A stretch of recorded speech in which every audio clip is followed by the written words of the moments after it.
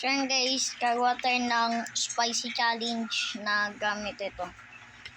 Fresh yan para malamig yun at saka pagwalo natin, kailangan muna natin ng maliit na tobredo. Ano guys, kailangan yung 2 pieces.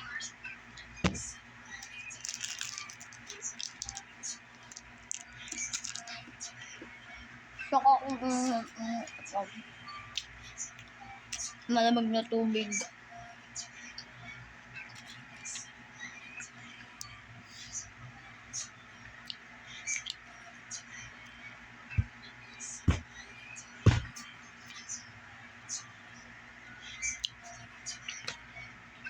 Yan guys, kakainin natin to. This is spicy. 1, 2, 3.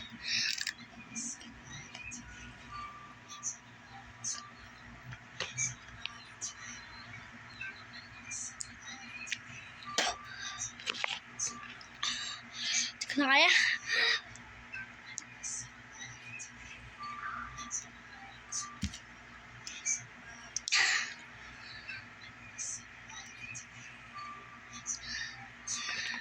Reaction.